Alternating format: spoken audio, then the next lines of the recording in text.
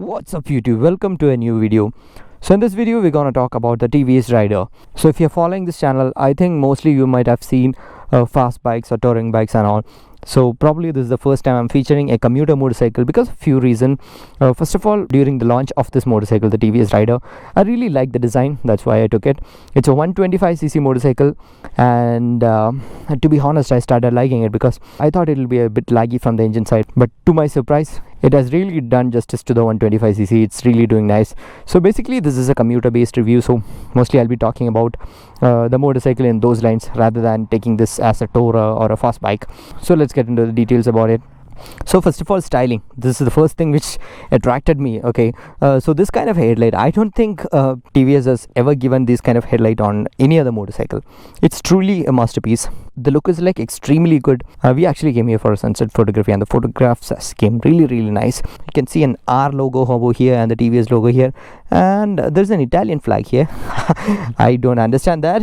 Okay, coming to this side, you have this flashy yellow color with the TVS logo here, the rider written over there, and there you have the engine. You can see a nice and slightly upswing exhaust, and coming on to the tail section, a neatly designed tail light and all the things.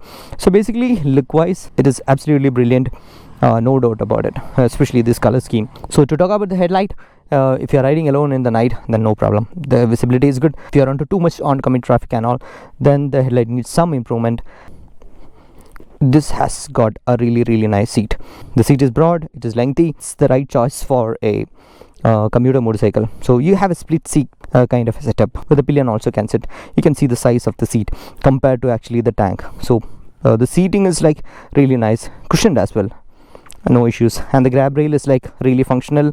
And since this is a commuter motorcycle, you have slightly different kind of a sari guard coming over here, and this sari guard can be helpful for those people who are sitting one side. And to be honest, actually this motorcycle is a bit small. It's not as huge as the 150cc motorcycle. It's slightly smaller, but it's bigger than a scooter. So that's how it looks. So let's get onto the motorcycle and talk few things. Basically the motorcycle is not that tall. You can see that.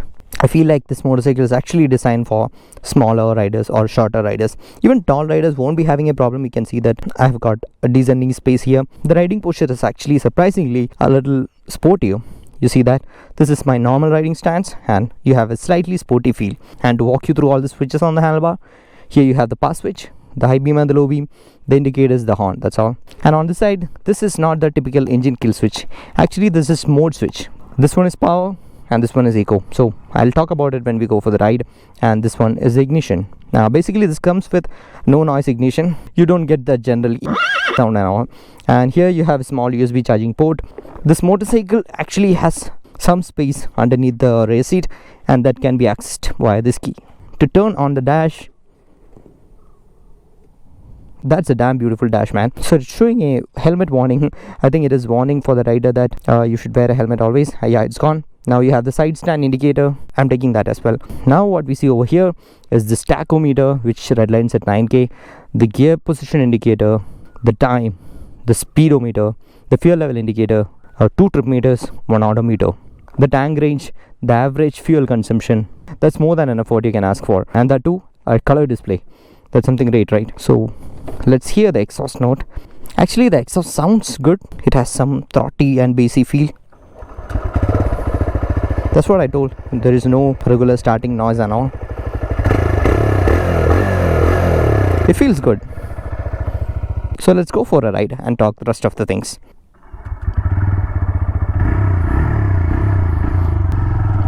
So as I mentioned, the riding posture is slightly sporty to the upper body, and towards the lower body we have the forward set foot peg. That means you have a very comfortable ergonomics on this motorcycle.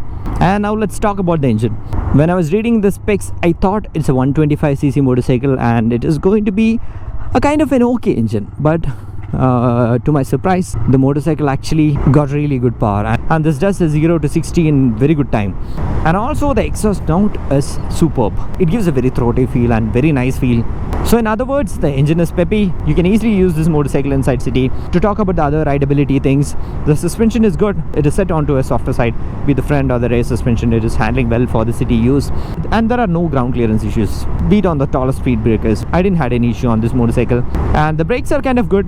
I think this has a combi brake system, because when I was applying the rear brake, I can feel it on the front brake as well. So the braking is decent. I don't have a problem with it. The front brake is disc and the rear one is the drum brake.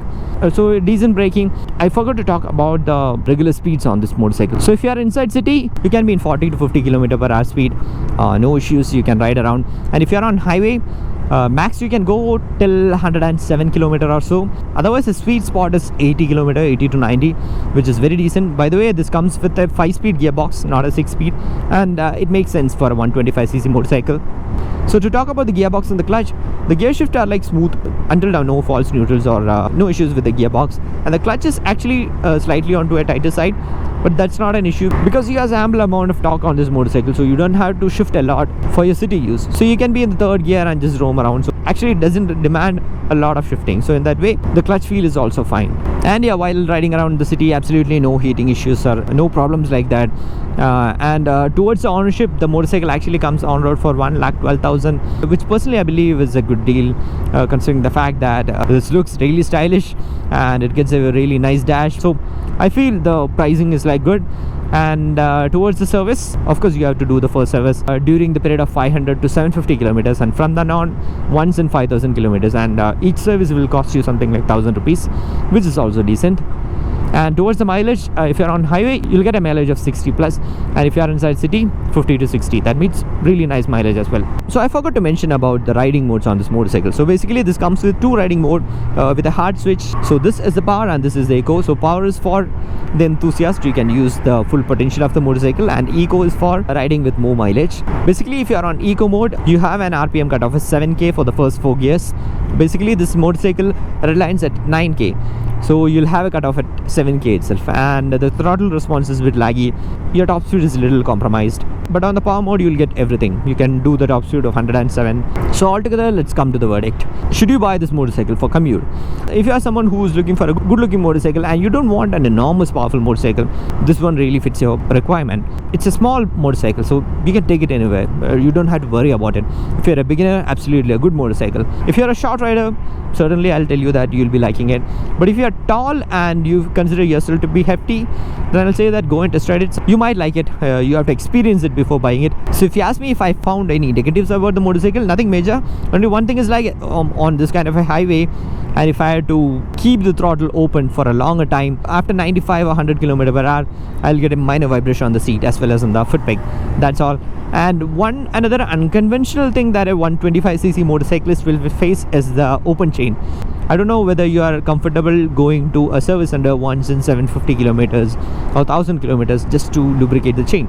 Generally slightly bigger bikes like 150cc or all the 200 to 300cc motorcycles comes with open chain. You have to go and lubricate it. So this is not something conventional on this platform. That's the only one thing which I found. So that's pretty much it. That's my personal feel about it.